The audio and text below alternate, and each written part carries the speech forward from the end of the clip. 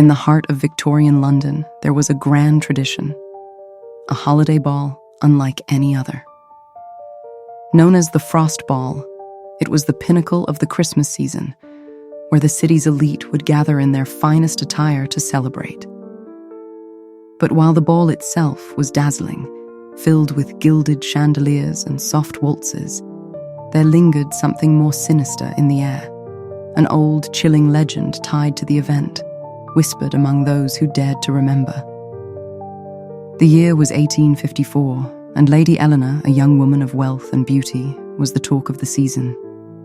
That evening, as her maid pinned the final pearl in her dark hair, her cousin Amelia sat by the fire, watching her with a mix of awe and concern. "Eleanor, are you sure about this?" Amelia asked softly. "You look radiant, but your heart, it's not in this, is it?"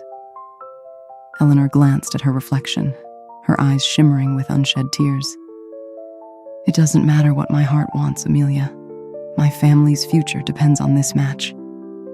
"But Henry," Amelia whispered, leaning closer, "he would fight for you if you asked." Eleanor turned to her cousin, a bittersweet smile on her lips. "Henry's dreams are too fragile for a world like this. I won't be the one to break him." Her voice faltered, and for a moment the room seemed colder, the crackling fire unable to chase away the chill of her resolve. She was set to marry a prosperous merchant, Sir Frederick Harrow, a man with enough money to ensure her life would be comfortable, but not a man she loved. Eleanor's heart had belonged to another, a handsome, spirited poet named Henry, whom she had secretly loved for years. However, the match was arranged by her family, driven by status and wealth, not passion. That fateful evening of the Frost Ball, Eleanor appeared in a gown of shimmering white silk, her dark hair crowned with pearls, and her eyes sparkling with a sadness no one could quite place. Her fiancé, Sir Frederick, was present, but his eyes were more on the champagne than his bride-to-be. "Quite the spectacle, isn't she?" he murmured to a fellow guest, his voice dripping with self-satisfaction. "A jewel to be admired, though a bit too melancholic for my tastes." The other guest chuckled uneasily, glancing toward Eleanor, who stood apart, her gaze distant.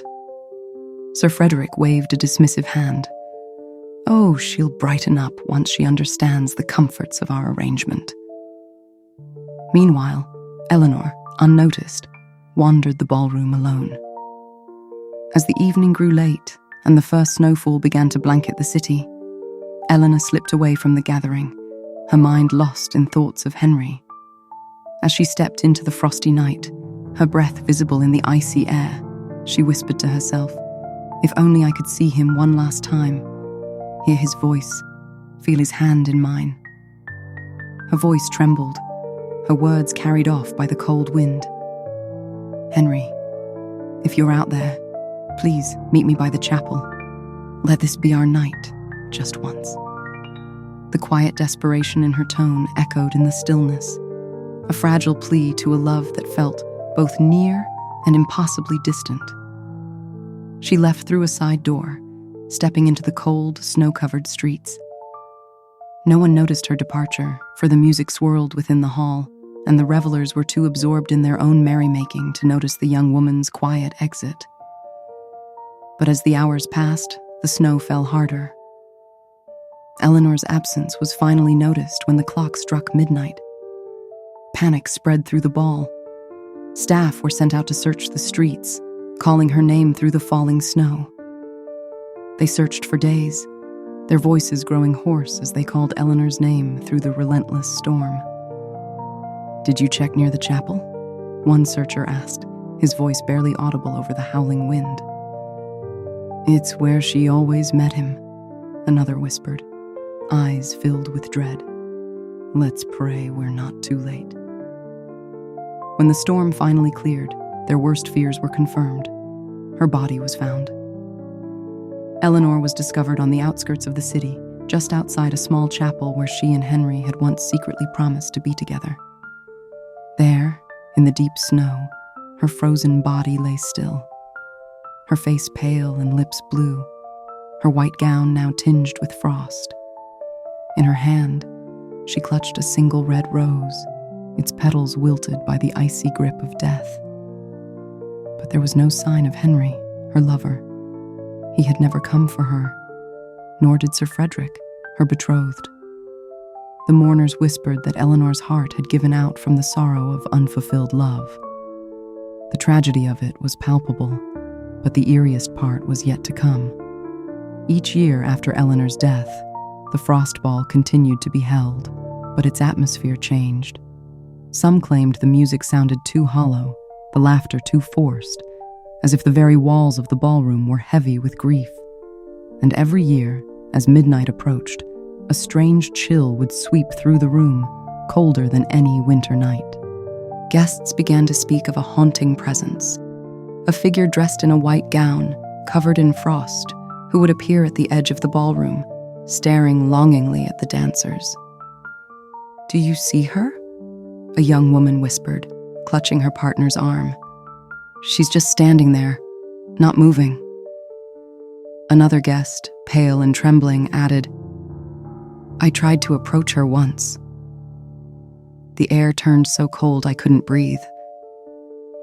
The murmurs grew louder, fear spreading among the crowd as the ghostly figure seemed to glide closer, her icy gaze fixed on the dancers who dared to meet her hollow eyes. The woman's face, veiled in ice, would gleam with sadness, and her eyes, empty, distant, would follow the couples as they twirled on the floor.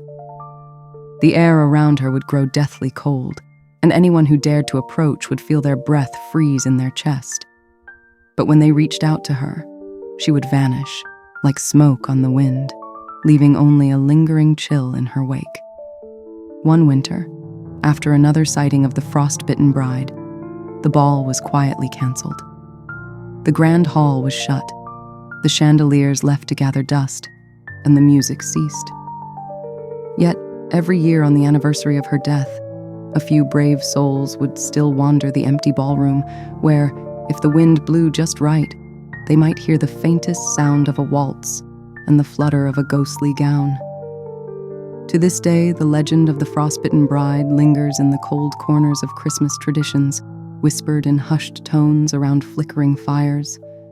And every December, when the frost grows thick on the windows, some still say that if you stand in the ballroom at midnight, you might feel the chill of her touch, the weight of unspoken love, and the eerie presence of the bride who never came to her wedding.